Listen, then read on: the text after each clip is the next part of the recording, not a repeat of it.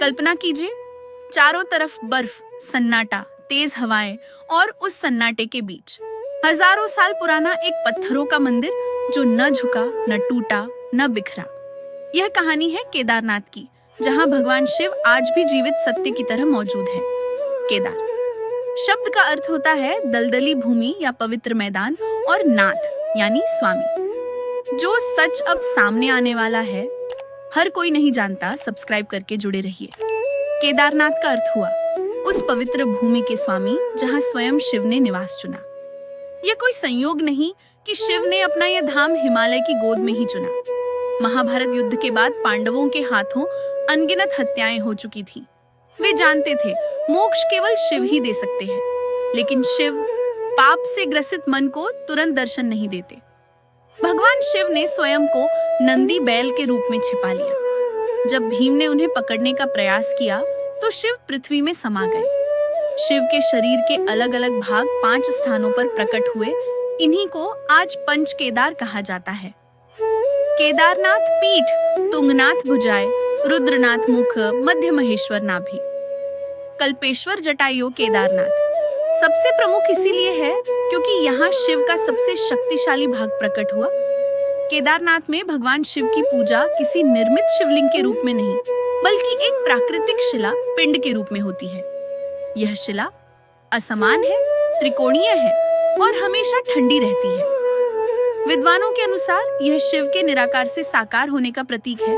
सोचिए, 8वीं शताब्दी में जब न क्रेन थी, न सीमेंट, न आधुनिक औजार, फिर भी 3500 मीटर ऊंचाई, 1000 टन वजनी पत्थर, भूकंप क्षेत्र, साइज्मिक जोन V, फिर भी मंदिर अड़े। पत्थर एक दूसरे में इस तरह फंसे हुए हैं कि बिना गारे के वे आज तक जुड़े हैं। इसे कहा जाता है ड्राई स्टोन इंटरलॉकिंग टेक्नोलॉजी। 2013 में जब मंदाकिनी नदी ने प्रलय का रूप लिया तो पूरा क्षेत्र बह गया, लेकिन मंदिर के ठीक पीछे आकर एक विशाल शिला रुक गई।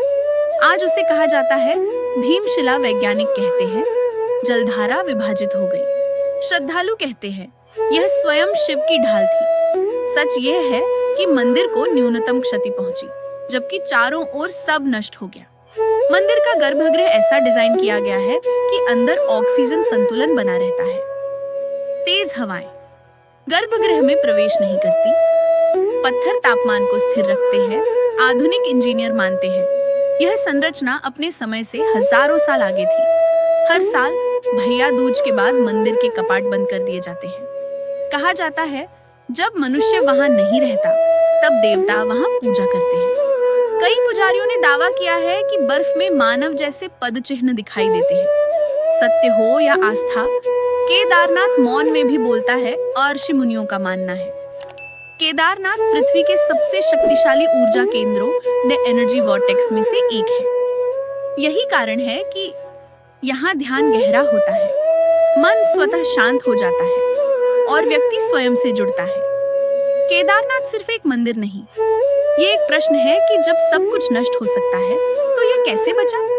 शायद इसीलिए क्योंकि जहाँ शिव है वहाँ विनाश भी रक्षक बन जाता है। जय बाबा केदार, हर हर महादेव।